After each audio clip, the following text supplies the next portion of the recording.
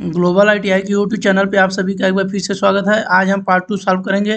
PDF को download करने के लिए www.globaliti.org पे जाके पीडीएफ को डाउनलोड कर सकते हैं। चलिए आते हैं क्वेश्चन पे। क्वेश्चन नंबर हमारा है, ओम का नियम निम्नलिखित में से किस पर लागू होता है। पूछ रहा है ओम के नियम के बारे में, किस पर लागू होता है। तब ऑप्शन ए दिया है DC परिपथों पर, बी दिया है AC परिपथों पर, सी दिया है AC और DC दोनों परिपथों पर, डी दिया है गैर रैखिक परिपथों पर। सबसे पहले हम जान लेते हैं ओम का नियम क्या होता है।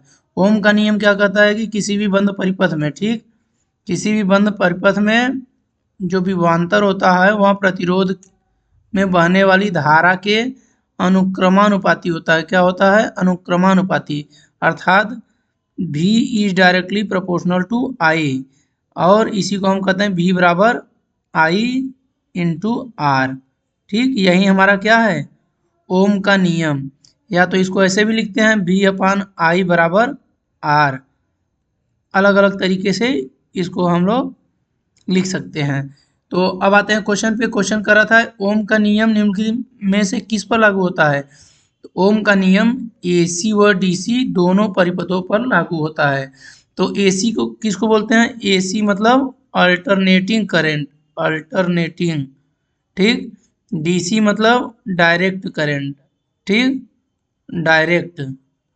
AC ऐसे बना, ऐसे चलती है हमारा, और DC सीधी रेखा में होती है, ठीक। तो क्वेश्चन नंबर 26 का C सही हो जाएगा। और जान लेंगे ये जो देखिए लीनियर और नॉन लीनियर दो होता है, तो ये ओम का जो नियम है वो गैर रैखिक पे लागू नहीं होता, ठीक। वो किस पे लागू होता है? रैखिक पे, अर्थात ये कंडक्टर पे लागू होगा, कंडक्टर पे, ठीक, लेकिन इंसुलेटर पे, इंसुलेटर पर लागू नहीं होता है, ठीक। याद रखिएगा ओम का नियम कंडक्टर पे लागू होगा लेकिन इंसुलेटर पे नहीं लागू होगा। और ओम का जो नियम होता है वहाँ AC और DC दोनों परिपथों के लिए होता है, ठीक। 26 का C सही हो जाएगा। चलिए नेक्स्ट क्वेश्चन पे चलते हैं। क्वेश्चन नंबर 27 क्या कह रहा है? विद्युत उदासीन परमाणुओं के बारे में इनमें से कौन सा सत्य है। ऑप्शन ए दिया है इनमें फोटानों और इलेक्ट्रॉनों की संख्या बराबर होती है, बी दिया है इनमें न्यूट्रॉनों और इलेक्ट्रॉनों की संख्या बराबर होती है, सी दिया है इनमें प्रोटॉनों और इलेक्ट्रॉनों की संख्या बराबर होती है, डी दिया प्रोटॉनों और न्यूट्रॉनों की संख्या बराबर होती है। सबसे पहले हम जान लेंगे विद्युत उदासीन की बात कर रहा है। उदासीन का अर्थ इंग्लिश में बोलते हैं न्यूट्रल। उदासीन परमाणुओं के बारे में पूछ रहा है कि बारे में इनमें से कौन सा जो उदासीन परमाणु होता है उसमें जो होता है जितना ही प्रोटॉन होगा, प्रोटॉन की संख्या होगी उतना ही इलेक्ट्रॉन की होगी, इलेक्ट्रॉन, इलेक्ट्रॉन, ठीक। तो इसमें देख लेते हैं क्या है। ऑप्शन नंबर C सही हो जाएगा। जब भी उदासीन परमाणु की बात कहेगा, ठीक, उदासीन परमाणु के बारे में, उदासीन परमाणु में इलेक्ट्रॉनों की संख्या बराबर प्रोटॉनों की संख्या दोनों बराबर होती है, क्योंकि हम लोग जानते हैं इलेक्ट्रॉन पर माइनस चार्ज होता है, प्रोटॉन पर प्लस, तो प्लस और माइनस मिलके आपस में न्यूट्रल हो जाते हैं, ठीक। अब हम लोग जान लेते हैं कि इलेक्ट्रॉनों पे जो चार्ज होता है -1.6 गुणे 10⁻⁻⁹। और हम लोग जानते हैं आवेश का मात्रा क्या होता है? कूलाम, कूलाम, ठीक। और सेम जो चार्ज प्रोटॉन पे भी होता है प्लस यहाँ आगे प्रोटॉन पे प्लस लग जाता है, गुणे 10⁻⁻⁹ कूलाम। और न्यूट्रॉन जो होता है, इलेक्ट्रॉन हो गया, प्रोटॉन हो गया, न्यूट्रॉन क्या होता है? उदासीन होता है। न्यूट्रॉन क्या होगा? उदासीन, मतलब इस पे कोई चार्ज नहीं होता है। अब जान लेते हैं देखिए परमाणु के बारे में। ये जो परमाणु दिया था, तो परमाणु में क्या क्या होता है? परमाणु में हमारा होता है एक इलेक्ट्रॉन, प्रोटॉन और न्यूट्रॉन। तो कहाँ होगा? देखिए परमाणु के जो नाभिक होता है, परमाणु के नाभिक में प्रोटॉन और न्यूट्रॉन होता है, और इलेक्ट्रॉन जो है बाहरी कक्षा में चक्कर लगाते हैं। तो कभी कभी पूछ देता है नाभिक में क्या होता है? न्यूट्रॉन और प्रोटॉन, इलेक्ट्रॉन क्या होता है? बाहरी कक्षा में चक्कर लगाते हैं। तो क्वेश्चन नंबर 27 का उदासीन परमाणुओं के बारे में क्या होगा? उदासीन जब भी रहेगा तो प्रोटॉन बराबर इलेक्ट्रॉन, ठीक। 27 का सी सही हो जाएगा। चलिए नेक्स्ट क्वेश्चन पे चलते हैं। क्वेश्चन नंबर 28, एक इलेक्ट्रॉन पर आवेश 1.6 इंटू 10 की पावर -19 कूलाम है। यदि परिपथ में धारा 1.6 एम्पियर है तो एक सेकेंड में परिपथ में प्रवाहित इलेक्ट्रॉनों की संख्या कितनी होगी। तो ऑप्शन ए दिया। ठीक, सबसे पहले हम देख लेते हैं क्या क्या दिया है। देखिए, एक इलेक्ट्रॉन मतलब एक इलेक्ट्रॉन पे आवेश कितना दिया है, 1.6 इंटू 10 की पावर -19 कूलाम। ठीक, और धारा आई बराबर दिया है 1.6 एम्पियर, और समय टी बराबर कितना दिया है, टी बराबर दिया है 1 सेकेंड। तो हम लोग जानते हैं, देखिए Q बराबर होता है I इंटू टी। आवेश प्रवाह की दर को धारा कहते हैं। तो I बराबर Q बाई टी हो जाएगा। ठीक, और Q बराबर होता है N इंटू मतलब इलेक्ट्रॉनों की संख्या, जितना भी इलेक्ट्रॉन है सबका मल्टीप्लाई कर देंगे जितना भी है, तो क्या निकल जाएगा, आवेश। Q बराबर N होता है और नीचे T। अब देखिए I बराबर क्या हो जाएगा, I बराबर N E अपान टी। इसमें क्या पूछा था, देखिए परिपथ में प्रवाहित इलेक्ट्रॉनों की संख्या अर्थात n का मान पूछ रहा है, n का मान पूछ रहा है। अब हम लोग इस n को देखिए कैसे लिख सकते हैं, यहाँ ले लेते हैं उसको, n बराबर I इंटू टी अपान ई। ठीक, देखिए ये मल्टीप्लाई हो जाएगा। तो I का मान कितना दिया था 1.6 और T का मान कितना दिया था, समय कितना दिया है, समय 1 सेकेंड दिया है। ठीक, तो 1 हो जाएगा। एक इलेक्ट्रॉन पे कितना आवेश था, 1.6 इंटू 10 की पावर -19। 1.6 से कट जाएगा।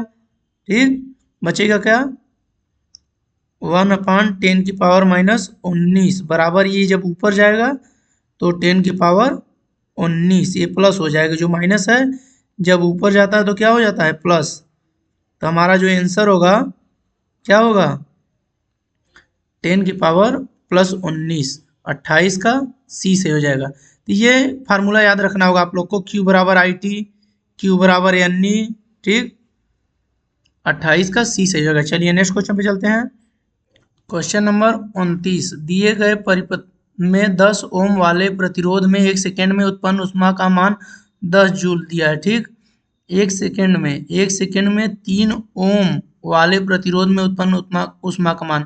देखिए ये जो 10 ओम है इसमें 1 सेकेंड में उत्पन्न ऊष्मा का मान दे दिया है, कितना दिया है, H बराबर कितना दिया है, 10 जूल। कितना, 10, ऊष्मा का मात्रा क्या है, जूल। ठीक, अब क्या कह रहा है, पूछ रहा है 3 ओम वाले प्रतिरोध में, इसमें ऊष्मा का मान पूछ रहा है। तो हम लोग जानते हैं ऊष्मा का जो फार्मूला होता है, H बराबर V मतलब वोल्टेज करंट इंटू समय, कितना देर तक इसमें करंट प्रवाहित होगा और कितना वोल्टेज अप्लाई किया गया है। ठीक, उसी का मल्टीप्लाई कर देंगे तो क्या निकल जाएगा, उत्पन्न ऊष्मा। तो ये 10 ओम वाले में दिया है, 10 ओम, देखिए 10 ओम दिया है ना, 10 ओम वाले प्रतिरोध में समय दिया है T बराबर कितना, 1 सेकेंड, 1 सेकेंड दिया है। तो उत्पन्न ऊष्मा कितना है, 10 जूल। तो सबसे पहले हम लोग जानते हैं कि ओम के नियम में भी बताया गया था, V बराबर आई आर। तो I बराबर क्या हो जाएगा, V बाई आर। तो यहाँ पुट कर देंगे, क्या करेंगे, H बराबर V इंटू आई बराबर क्या होगा, V upon r into t बराबर, देखिए V का गुणा हो जाएगा, V square upon r into t. ठीक, तो अब H बराबर देखिए क्या निकला, H बराबर V square r upon t. तो हमको क्या दिया गया है, हमको दिया गया H बराबर कितना है, 10 जूल, 10 जूल बराबर V स्क्वायर। तो इसमें वोल्टेज का मान हमको ज्ञात करना है कि कितना वोल्टेज तो दिया नहीं है, तो ऐसे V स्क्वायर कर देंगे अपन आर का वैल्यू कितना है, 10 ओम, 10 ओम वाले में ही तो ऊष्मा 10 जूल है और समय दिया है 1 सेकेंड, तो 1 का गुणा कर देंगे। अब देखिए ये जब गुणा करेंगे तो हमारा हो जाएगा, यहाँ ले लेते हैं V स्क्वायर बराबर 100, तो वर्गमूल जब निकालेंगे तो V बराबर क्या हो जाएगा, 10। ठीक, तो इसका मतलब क्या है, अब ये चीज़ याद रखिएगा, भी वोल्टेज मतलब इसके क्रॉस वोल्टेज कितना है, 10 वोल्ट। ये 10 वोल्ट हो गया। अब देखते हैं, तो ये जो 10 वोल्ट है, और हम लोग जानते हैं ये जो दोनों जो सर्किट है, ये दोनों सर्किट पैरेलल में है, तो पैरेलल में वोल्टेज का मान समान होगा। जो 10 वोल्टेज अगर 10 ओम रेजिस्टेंस के क्रॉस है, वहीं सेम चीज़ हमारा 2 और 3 ओम के क्रॉस भी लगेगा। अर्थात ऐसे रहेगा, देखिए सर्किट हम बना दे रहे हैं। ये जो परिपथ है, ये देखिए 10 ओम है, और यहाँ से अभी हमने वोल्टेज ज्ञात किया है, वोल्टेज फार्मूला से ज्ञात किया ना, कितना है, वोल्टेज निकला 10 वोल्ट। तो जो 10 वोल्ट 10 ओम के क्रॉस निकल रहा है, वहीं 2 और 3 के एक क्रॉस भी लगेगा, क्योंकि पैरेलल में वोल्टेज का मान हमेशा समान रहता है। याद करिएगा उसको, जब भी पूछेगा पैरेलल में वोल्टेज का मान क्या होता है, तो समान होता है, ठीक। अर्थात जो 10 ओम के लगेगा, वहीं 2 और 3 ओम में भी लगेगा सेम। अब हम लोग ज्ञात करना, क्या ज्ञात करना है हमको, 3 ओम वाले प्रतिरोध में उत्पन्न ऊष्मा, 3 ओम में जो दिया है इसमें ऊष्मा की मान ज्ञात करना है, ठीक। तो ऊष्मा का मान ज्ञात करने के लिए हम लोग जानते हैं फार्मूला क्या होता है, H बराबर वी आई इंटू टी, ठीक। पैरेलल में जब वोल्टेज समान होता है, तो 2 और 3 दोनों के मिला के इसके क्रॉस 10 वोल्ट लग रहा है, अर्थात कुछ वोल्टेज इसके बीच में ड्रॉप हो जाएगा, कुछ इसके बीच में। अब हमको ज्ञात नहीं कितना होगा, तो सबसे पहले सीरीज में जो रेजिस्टेंस होता है वो जुड़ जाता है। ये सर्किट सीरीज में है, तो सीरीज में जब जुड़ जाएगा तो टोटल रेजिस्टेंस कितना है, आर टोटल बराबर 2 प्लस 3। सीरीज में रेजिस्टेंस जुड़ जाता है, मतलब 5 ओम है। और वोल्टेज कितना है, V बराबर दिया है 10 वोल्ट। तो I का वैल्यू निकालना है, करंट का मान निकालना है, तो करंट बराबर V अपन R, फार्मूला ओम के नियम से। तो 10/5 बराबर 2 ओम, 2 एम्पियर, 2 एम्पियर। I का मान, I बराबर 2 एम्पियर निकल गया। अब हम लोग जानते हैं इसमें 2 एम्पियर जब बहेगा, 2 एम्पियर, ठीक, 2 एम्पियर करंट बह रहा है, तो ये जो जाएगा इसे होते हुए जाएगा। अब देखिए क्या पूछ रहा था, 3 ओम वाले प्रतिरोध में ऊष्मा का मान, तो फार्मूला क्या होता है, H बराबर वी आई टी। तो देखिए H बराबर, V को हम लोग ऐसे भी लिख सकते हैं, V बराबर I इंटू आर होता है, ठीक, ओम के नियम से। तो V की जगह I हमको पता चल गया है, तो हम इसको I में कर लेंगे convert, I r into t बराबर आई स्क्वायर आर टी, ये फार्मूला निकल गया। देखिए क्वेश्चन समझाने में थोड़ा टाइम लग रहा है, क्योंकि क्वेश्चन एक बार समझ में आ जाएगा तो हम शॉर्टकट तरीके से तुरंत सॉल्व कर लेंगे। तो पहली बार है इसलिए आपको टाइम लग रहा है, ठीक। तो आई का मान कितना है, आई बार हमारा 2 एम्पियर, दो तो 2 का स्क्वायर, आर कितना है 3 ओम, समय 1 सेकेंड, अर्थात 2 दूनी 4 तियाँ 12, 12 जूल। 12 जूल क्या होगा, 3 ओम वाले प्रतिरोध में जो ऊष्मा की मान होगा वो कितना होगा, 12 जूल। ऑप्शन नंबर डी सही हो जाएगा, 29 का डी। चलिए नेक्स्ट क्वेश्चन पे चलते हैं। फार्मूला आप लोग जरूर याद रखिएगा, ये क्वेश्चन यूपीपीसीएल डीआरडीओ ये सभी में आया हुआ क्वेश्चन है, इसलिए फार्मूला को हमेशा याद रखिए। फार्मूला याद रहेगा तो तुरंत सॉल्व हो जाएगा। क्वेश्चन नंबर 30, यदि प्रतिरोध श्रेणी क्रम में जुड़े हुए हों तो निम्नलिखित में से कौन सा सत्य होगा।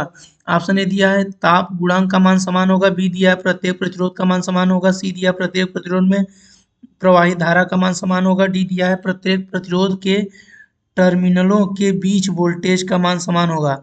अब देखिए क्या कर रहा है कि दो प्रतिरोध श्रेणी क्रम में जुड़े हुए हैं अगर, तो ये क्या करा, पहला प्रतिरोध ताप गुणांक समान होगा, ऐसा कुछ नहीं है। प्रतिरोध ताप गुणांक अलग अलग पदार्थ का जुड़ा रहेगा तो प्रतिरोध ताप गुणांक अलग अलग होगा, ठीक। द कापर का पता चला एक प्रतिरोध है, एक हमारे एल्युमिनियम का, तो अलग अलग होगा, ठीक। ये गलत हो गया, ये तो कह नहीं रहा दोनों सेम पदार्थ के हैं, ठीक। अब क्या करा, दूसरा प्रत्येक प्रतिरोध का मान समान होगा। अरे भैया कैसे समान होगा, मान लीजिए हम एक 2 ओम प्रतिरोध को जोड़ लिए हैं, एक 3 ओम को जोड़े हैं, तो दोनों समान हुआ नहीं, तो ऑप्शन नंबर बी भी गलत हो गया। अब क्या कर रहा है, प्रत्येक प्रतिरोध में प्रवाहित धारा का मान समान होगा, तो तो ये ऑप्शन सही हो जाएगा। देखते हैं कैसे।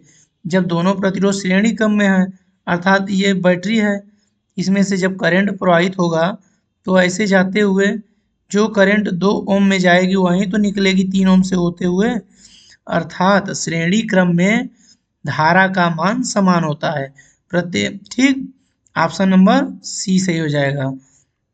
अगर दो प्रतिरोध श्रेणी क्रम में जुड़े हुए हों तो उनमें क्या होगा, प्रत्येक प्रतिरोध में प्रवाहित धारा का मान समान होगा। 30 का सी सही हो जाएगा। चलिए नेक्स्ट क्वेश्चन पे चलते हैं। क्वेश्चन नंबर है हमारा 31। विद्युत आवेश की एसआई मात्रक पूछ रहा है। ऑप्शन ए दिया कूलम्ब, बी दिया एम्पियर, सी दिया वाट, डी दिया है वोल्ट। तो आवेश को क्यू से प्रदर्शित करते हैं। तो आप लोग जानते हैं आवेश का मात्रक क्या भी बताया, कूलम्ब, पीछे बताया था कूलम्ब। ठीक, आवेश का मात्रक कूलम्ब, ऑप्शन नंबर ए सही हो जाएगा। अब एम्पियर किसका मात्रक होता है, धारा का, ये भी याद रखिएगा आप लोग। वाट किसका होता है, शक्ति का। ठीक, वोल्ट किसका होता है, वोल्टेज का। वोल्टेज का मात्रक वोल्ट। धारा, एम्पियर को, ये जो मात्रक है आवेश का मात्रक क्या हुआ, कूलम्ब। ठीक, चलिए नेक्स्ट क्वेश्चन पे चलते हैं।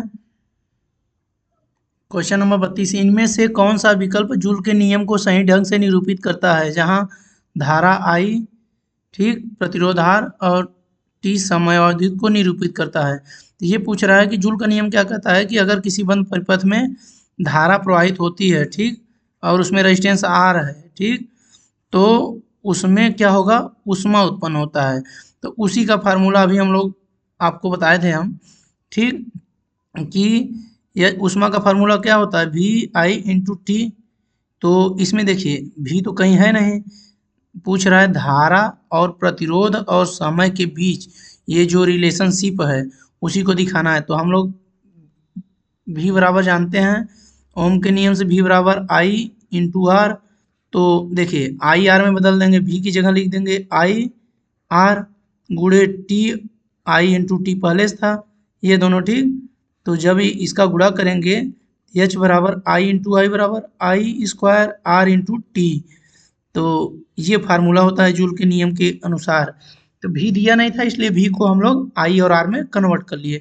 तो देखिए आई स्क्वायर आर टी किस में है, इसमें क्या है, आई स्क्वायर आर स्क्वायर है, ये गलत है, आर स्क्वायर नहीं होता। ठीक, आई आर टी ये भी गलत है, आई स्क्वायर आर टी ये सही हो जाएगा। देखिए जूल के नियम के इसका अनुसार आई स्क्वायर आर टी फार्मूला होता है, इसमें टी का स्क्वायर है जो गलत है। ठीक, 32 का सी सही हो जाएगा। चलिए नेक्स्ट क्वेश्चन पे चलते हैं।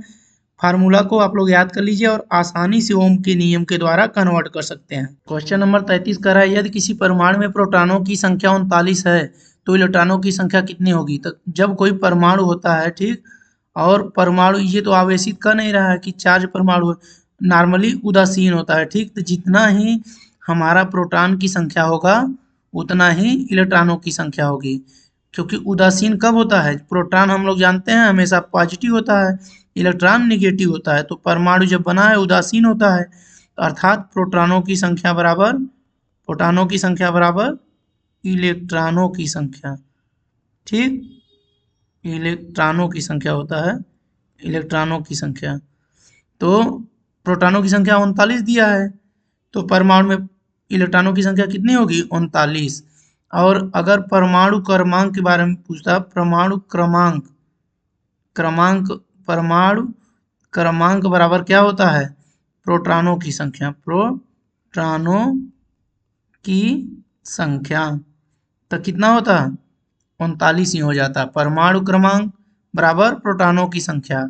और अगर परमाणु में ये क्या पूछा था, परमाणु में अगर प्रोटॉनों की संख्या दे दिया है और पूछ रहा है इलेक्ट्रॉनों की संख्या कितनी होगी, तो प्रोटॉनों की संख्या बराबर इलेक्ट्रॉनों की संख्या, तभी तो जाके न्यूट्रल होगा, उदासीन होता है। 33 का ए से हो जाएगा। चलिए नेक्स्ट क्वेश्चन पे चलते हैं। 34 का क्या कह रहा है, निम्नलिखित में से कौन सी धारा की इकाई है।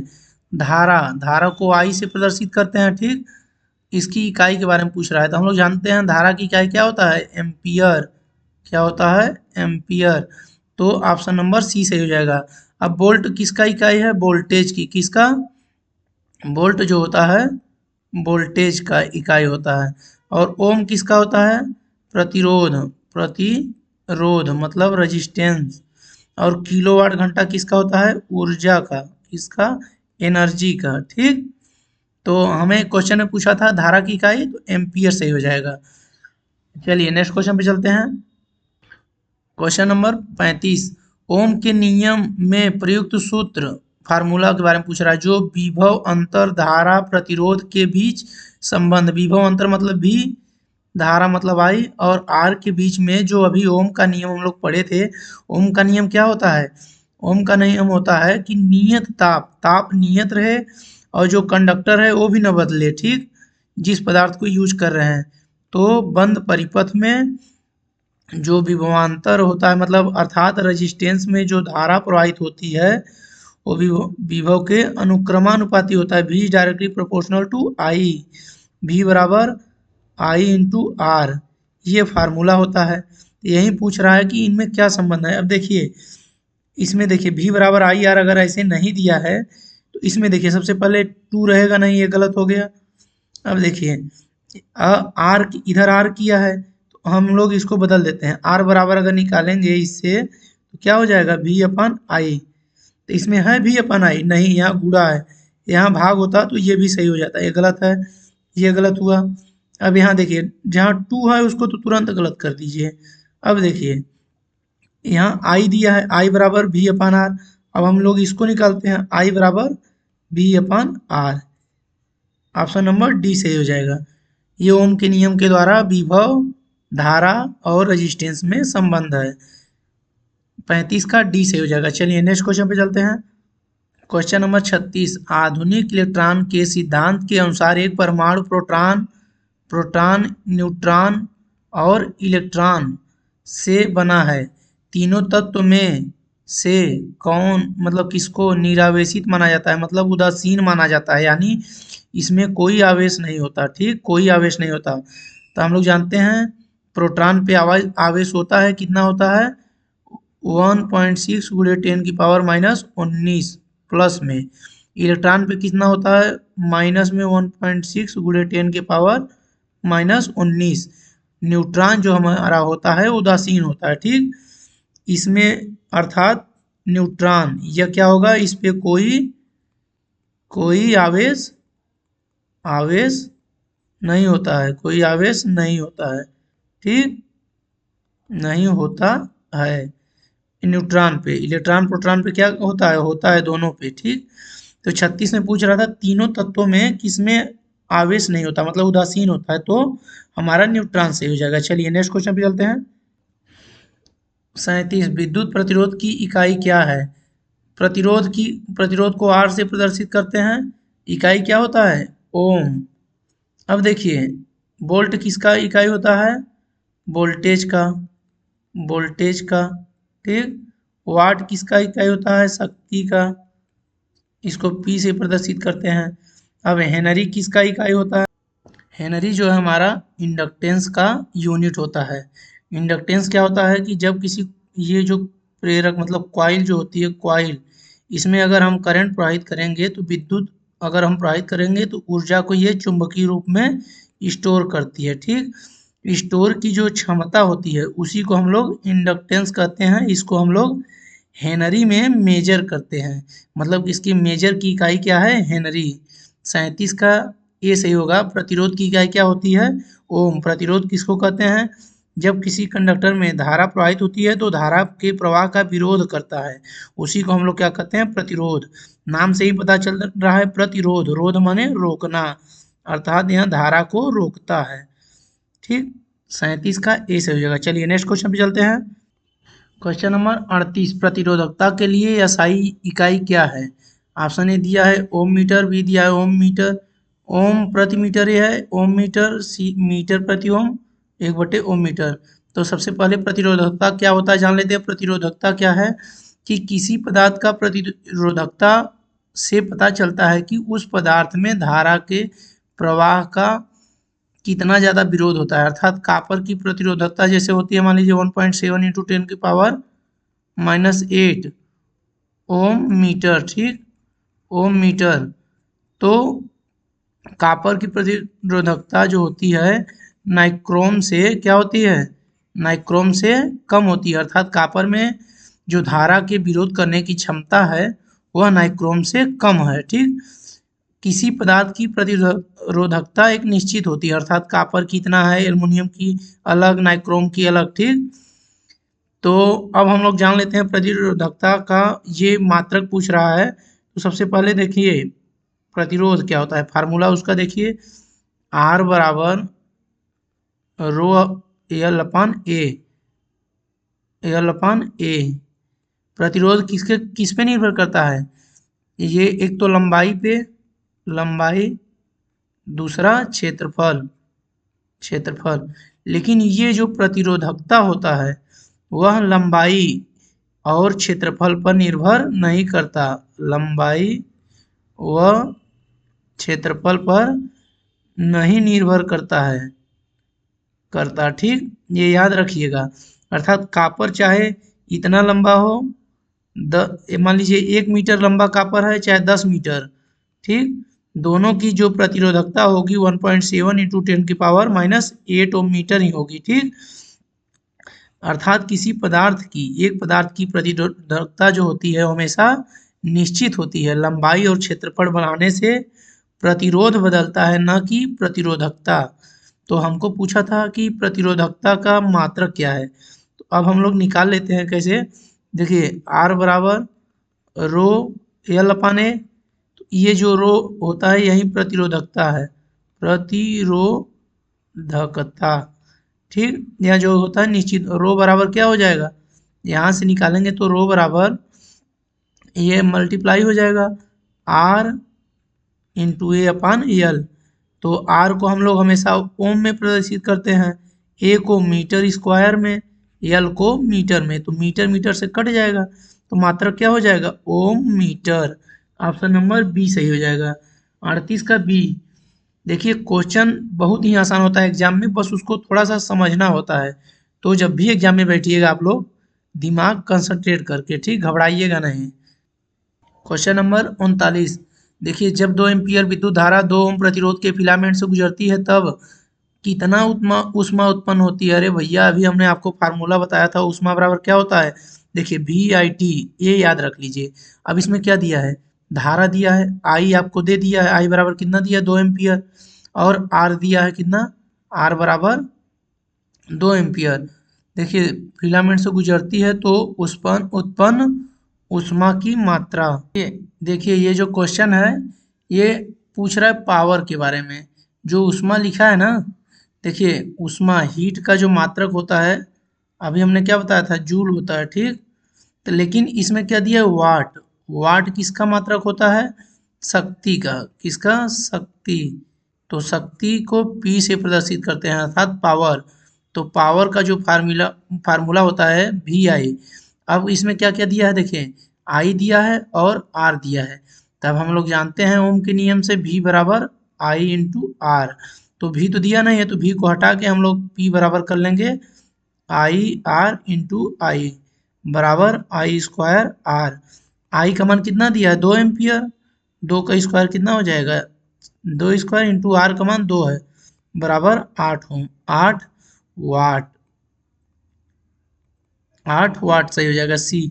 अगर देखिए ये जूल में दिया होता, जूल में जब ऑप्शन होता तब हम जाके लिखते VI इंटू टी। अगर इसी में समय दे दिया होता तब हम लोग ऊष्मा मतलब एनर्जी ज्ञात कर लेते। ये ऑप्शन से थोड़ा कंफ्यूज मत होइएगा, ऑप्शन देख लीजिएगा, वाट दिया है इसीलिए हम लोग वाट शक्ति का फार्मूला लगाए इसमें। ठीक, 39 का सी से जगह। चलिए नेक्स्ट क्वेश्चन पे चलते हैं। Question number 40। दो प्रतिरोध R1 और R2 श्रेणी संयोजित हैं, मतलब कि ये देखिए ये R1 हो गया, ये हमारा R2 हो गया। ठीक, ये श्रेणी में जुड़े हुए हैं, तो इसका तुल्य प्रतिरोध कितना हो रहा है, तुल्य प्रतिरोध हो रहा है मतलब R1 प्लस R2 श्रेणी में होता है, फार्मूला 4.5 ओम। और अगर यहीं समांतर में जुड़ गए अर्थात ऐसे जुड़े हुए हैं ऐसे, ठीक, R1 ये हो गया, ये R2 हो गया। ठीक, तो जब समांतर में ये जुड़े हैं तो इसका तुल्य प्रतिरोध कितना है, 1 ओम। अर्थात देखिए समांतर में तुल्य प्रतिरोध होता है 1/R इक्विवेलेंट बराबर होता है 1/R1 प्लस 1/R2। ठीक, तो अब इसको जब निकालते हैं हम लोग 1/R इक्विवेलेंट बराबर होता है, ये दोनों मल्टीप्लाई हो जाएंगे R1 प्लस R2 अपान R1 इंटू R2। तो ये जब ऊपर ले जाएंगे R इक्विवेलेंट बराबर R1 इंटू R2 अपान R1 प्लस R2। ठीक, देखिए ये पैरेलल का फार्मूला है और ये हमारा सीरीज का फार्मूला सीधा जुड़ जाता है सीरीज में। अब ये क्या कह रहा था, क्वेश्चन में कह रहा था कि R1 जब सीरीज में जुड़ा हुआ है तो ये है, देखिए R1 प्लस R2 बराबर दिया है 4.5। अब इक्विवेलेंट दिया है मतलब कि R1 इंटू R2 अपान R1 प्लस R2 बराबर दिया है कितना 1 ओम, मतलब पैरेलल में दिया है 1 ओम और सीरीज में इतना। अब इसको हमें निकालना है, देखिए तो R1 plus R2 R1 into R2 यहाँ लिख देंगे R1 इंटू R2 बटे, देखिए ये जो R1 प्लस R2 है इसकी जगह हम लिख देंगे कितना 4.5 बराबर कितना हो जाएगा 1। ये जो इधर चला जाएगा तो R1 इंटू R2 बराबर कितना हो जाएगा 4.5 और R1 प्लस R2 बराबर कितना हो जाएगा दिया गया है, ये हो गया R1 प्लस R2 बराबर हो जाएगा हमारा 4.5। ठीक, अब पूछ रहा है, अब देखिए हमने ज्ञात कर लिया R1 इंटू R2 बराबर 4.5 और R1 प्लस R2 बराबर 4.5। अब हमको क्या निकालना है, देखिए दोनों प्रतिरोध R1 और R2 का मान पूछ रहा है। इसको ज्ञात करने के लिए हमको देखिए फार्मूला जो हाई स्कूल में पढ़ा होगा, ज्ञात करने के लिए R1 माइनस R2 का होल स्क्वायर बराबर क्या होता है R1 प्लस R2 का whole square minus 4R1 R2। तो R1 प्लस R2 का वैल्यू कितना है 4.5 का स्क्वायर, मतलब कि 4.5 गुणे 4.5 माइनस 4 गुणे R1 इंटू R2 का मान कितना है, ये भी 4.5 है। तो इसमें से हम कॉमन ले लेंगे 4.5, अब आ जाएगा हमारा 4.5 माइनस 4। ठीक, तो इसमें से घटा देंगे 4.5 और कोष्टक में जब घट जाएगा कितना आ जाएगा -0.5। ठीक, तो जब हम मल्टीप्लाई करेंगे तो कितना आएगा, देखिए इसको R1 माइनस R2 का होल स्क्वायर बराबर, ये देखिए गुणा कर देंगे 4.5 माइनस 0.5 का जब मल्टीप्लाई करेंगे तो हमारा आ जाएगा रूट, देखिए हमारा आ जाएगा 2.25, ये मल्टीप्लाई कर लेना। अब ये जो स्क्वायर है इसको अगर हटाएंगे तो इधर वर्गमूल हो जाएगा। ठीक, तो R1 माइनस R2 बराबर निकल जाएगा हमारा, जब वर्गमूल हटा देंगे तो आ जाएगा 1.5 इसका वैल्यू आएगा। अब देखिए R1 प्लस R2 बराबर दिया था, R1 प्लस R2 बराबर हम लोग जब निकाले तो क्या था 4.5। अब R1 माइनस R2 बराबर निकल गया हमारा, R1 माइनस R2 बराबर कितना है 1.5। अब हम लोग घटा देंगे, तो घटा देंगे जब तो R2 का देखिए ये माइनस ये प्लस ये माइनस, अब देखिए जब ये माइनस हो जाएगा एक कट जाएगा, अब मतलब कि 2R2 बराबर क्या आ जाएगा, इसमें से हम घटाएंगे ये 0.3 आ गया, मतलब R2 बराबर 3/2। ठीक, R2 बराबर 3/2 मतलब कि 1.5। अब जब R2 का मान पता चल गया तो हम लोग इसमें यहाँ लिख देंगे 3 मतलब 1.5 लिख देंगे। अब ये जब उधर जाएगा तो घट जाएगा, तो R1 बराबर R1 का वैल्यू कितना आएगा, R1 का वैल्यू आ जाएगा हमारा 3 ओम, R2 का वैल्यू कितना आएगा 1.5 ओम। तो ये हो जाएगा हमारा 3 ओम और R1 का वैल्यू कितना आ रहा है 3 ओम और R2 का वैल्यू कितना आ रहा है 1.5। तो हमारा ऑप्शन नंबर 3 से हो जाएगा। देखिए क्वेश्चन थोड़ा बड़ा है इसलिए टाइम लग रहा है। ठीक, क्वेश्चन को आसानी से सॉल्व करेंगे और हम लोग ऐसे भी ज्ञात कर सकते हैं। देखिए फार्मूला तो हमने बताया आपको सॉल्व करने का। शॉर्टकट तरीका क्या है कि देखिए जब दिया है श्रेणी में प्रतिरोध R1 प्लस R2 बराबर 4.5 दिया है ना, तो देखिए दो प्रतिरोध श्रेणी में लगा दीजिए। अब देखिए ऐसे ही पता चल जाए श्रेणी में क्या होता है, जुड़ता है। ठीक, 3 और 9 जोड़ोगे क्या 4.5 आ रहा है, नहीं गलत हो गया। 1.5 और 0.5 जोड़ोगे गलत हो गया, नहीं आएगा। 4 4 3 7 आ रहा है, ये भी गलत। अरे भैया ऑप्शन नंबर, हम तो ऑप्शन आपको तुरंत सॉल्व करा दें, लेकिन ये समझाने के लिए इतना टाइम लग रहा है। ठीक, अगर आप लोग देखिए समझ में आया, श्रेणी में 1.5 और 3 जोड़ोगे कितना आएगा 1.5 और 3 जोड़ के 4.5 आ गया ना। डायरेक्ट टिक मार सकते हैं, लेकिन आपको समझाने के लिए हमको टाइम लग रहा है। ठीक, 40 का सी सही हो जाएगा। चलिए नेक्स्ट क्वेश्चन पे चलते हैं। क्वेश्चन नंबर 41, एक 100 वाट का जो है बल्ब है, 200 वोल्ट लैंप है जो, ठीक 100 वाट का बल्ब है, और जैसे मान लीजिए ये दे दिया, ये जो बल्ब है 100 वाट का, ठीक, और इसका इसके क्रॉस वोल्टेज जो है 200 वोल्ट है। ठीक, इसका प्रतिरोध की गणना करने के लिए बोल रहा है। तो हम लोग जानते हैं, जो देखिए पावर बराबर क्या होता है, वोल्टेज और धारा का मल्टीप्लाई जब हम करेंगे तो पावर वाट में ज्ञात करते हैं। ठीक, तो प्रतिरोध के बारे में आई तो हमको हटाना है, तो P बराबर भी दिया है और R पूछ रहा है। ठीक, R के बारे में पूछ रहा है, तो V का वैल्यू दिया ही है तो V रहने देते हैं। I बराबर क्या होता है, देखिए V बराबर I इंटू आर होता है, तो I बराबर V अपन R। तो I की जगह हम लिख देंगे V अपन R। कैसे आ रहा है, ओम के नियम से। तो अर्थात P बराबर, देखिए अर्थात P बराबर क्या हो रहा है, P बराबर V स्क्वायर अपन R। तो R का मान पूछ रहा है, तो R बराबर क्या हो जाएगा, R बराबर V square upon P। V square, V का मान कितना दिया है 200, 200 का स्क्वायर अपन P का मान कितना है 100। ठीक, तो अब इसको कर लेंगे, 2 दूनी 4। ठीक, ये हो जाएगा हमारा, देखिए 2 दूनी 4 होता है, 2 शून्य प्लस 2 शून्य बटे 100। अब 100 से 2 शून्य कट गया, बराबर 400 ओम। ठीक, ऑप्शन नंबर सी सही हो जाएगा। इसका कौन सा होगा सही, सी सही हो जाएगा, 400 ओम। चलिए नेक्स्ट क्वेश्चन पे चलते हैं। ये जो है हमारा क्वेश्चन पूछ रहा है, आर बराबर रो अपन ए, जो रेजिस्टेंस का फार्मूला होता है। एल क्या होता है, लंबाई होता है, ए होता है क्षेत्रफल, ये होता है प्रतिरोधकता। प्रतिरोधकता लंबाई पे डिपेंड नहीं करती, और रो को ही पूछ रहा है, क्या बोलते हैं उसको, प्रतिरोधकता। ठीक, क्या बोलते हैं, प्रतिरोधकता। इसका मात्रक क्या होता है, इसका मात्रक अभी हम लोग निकाले थे कि क्या होता है, ओम मीटर। ठीक, ओम मीटर। यहाँ किसी पदार्थ का क्या है, गुण है, गुण है कि यह कितना ज़्यादा विरोध कर रहा है धारा का। ठीक, उसी को प्रतिरोधकता कहते हैं। चलिए नेक्स्ट क्वेश्चन पे चलते हैं। क्वेश्चन नंबर है हमारा 43, क्या कर रहा है, किसी पदार्थ की विशिष्ट प्रतिरोधकता की इकाई। अरे भैया अभी तो हमने निकाला था, जो रो होता है उसी को प्रतिरोधकता बोलते हैं। इकाई क्या होगा, ओम मीटर या सेंटीमीटर, इसमें मीटर है नहीं तो सेंटीमीटर।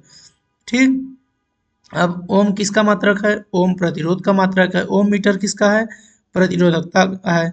महो किसका है, प्रतिरोध का उल्टा क्या होता है, महो। ओम का महो मतलब कि 1/, ओम उल्टा होता है। ठीक, चलिए 43 का सी सही हो जाएगा। प्रतिरोध, विशिष्ट प्रतिरोध का मात्रा क्या होगा, प्रतिरोध ओम और ओम सेमी। ठीक, चलिए नेक्स्ट क्वेश्चन पे चलते हैं। क्वेश्चन नंबर है हमारा, किसी धातु के एक समान चालक का प्रतिरोध किसके अनुक्रमानुपाती होता है। तो अरे हम लोग जानते हैं ना भैया, r is directly proportional l, r is inversely proportional 1/a। मतलब एल क्या है, लंबाई, ए है क्षेत्रफल। तो अब देखिए द्रव्यमान काट दें, पहले ही चौड़ाई काट दें, ऊंचाई काट दें। अब लंबाई ऑप्शन में है, लंबाई क्या है, इसके अनुक्रमानुपाती होता है। ठीक, अर्थात जब किसी तार का लंबाई बढ़ाएंगे तो प्रतिरोध का मान बढ़ता है। ठीक, 44 का सी सही हो जाएगा, 44 का बी सही हो जाएगा, लंबाई। चलिए नेक्स्ट क्वेश्चन पे चलते हैं। क्वेश्चन नंबर 45, क्या कह रहा है 45, कि 100 ओम के 100 प्रतिरोध समांतर क्रम में जुड़े हैं तो इनका तुल्य प्रतिरोध। एक बात हम बता दें आपको, जैसे मान लीजिए दो प्रतिरोध हैं, ठीक, और दोनों समान मान के हैं, जैसे 10 ओम 10 ओम के हैं, तो दोनों का तुल्य जो प्रतिरोध होगा वह हो जाएगा आधा हो जाएगा। कितना होगा? 5। कैसे? अब देख लेते हैं। R बराबर देखिए 100 गुणे 100 बटे 100, 10 गुणे 10 बटे 10 प्लस 10। तो इसको जब निकालेंगे आप लोग तो हो जाएगा 100 बटे 20 बराबर 5। इसी तरह इधर देखिए, अब 100 तो आप पैरेलल करके लगाएंगे नहीं समांतर में। इसका शॉर्ट ट्रिक क्या है? अगर जितना भी चाहे 1 2 3 4, अगर मान लीजिए 10 10 के 3 अगर पैरेलल में लगे हैं, ठीक, 100 के 3 अगर लगे हैं तो उससे 3 से भाग दे देंगे। किससे? 3 से भाग दे देंगे। अगर 100 के 3 लगे हुए हैं तो इसका तुल्य कितना आएगा? 100 बटे 3 कर दीजिए, ठीक, तो अर्थात 33.33। ठीक इसी प्रकार से अगर जितना भी प्रतिरोध 100 ओम के, ये बोल रहा है 100 प्रतिरोध ना, 100 ओम के 100 प्रतिरोध समांतर क्रम में अगर जुड़े हैं डॉट डॉट डॉट, तो कितना प्रतिरोध जुड़ा है? 100 ओम प्रतिरोध का वैल्यू है और 100 प्रतिरोध समांतर क्रम में है, अर्थात तुल्य प्रतिरोध क्या हो जाएगा? R बराबर 100 ओम के कितना प्रतिरोध है? 100, मतलब 100 भागे 100 बराबर 1। ऑप्शन नंबर ए से हो जाएगा। फार्मूला क्या होता है? R, जब टोटल प्रतिरोध पूछेगा तो जितना प्रतिरोध R टोटल बराबर जो R का वैल्यू दिया रहेगा बटे संख्या, अर्थात R का वैल्यू अगर 10 ओम के 2 प्रतिरोध हैं समांतर क्रम में तो बटे 2 कर देंगे तो आ जाएगा 5 ओम, ठीक। इसी हिसाब से 100 ओम के अगर 100 प्रतिरोध हैं तो हम लोग कैसे निकालेंगे? 100 ओम वैल्यू हो गया और कितना संख्या कितना है? संख्या बराबर 100, तो भाग दे देंगे, कितना आ जाएगा? 1। ऑप्शन नंबर ए सही जगह। धन्यवाद।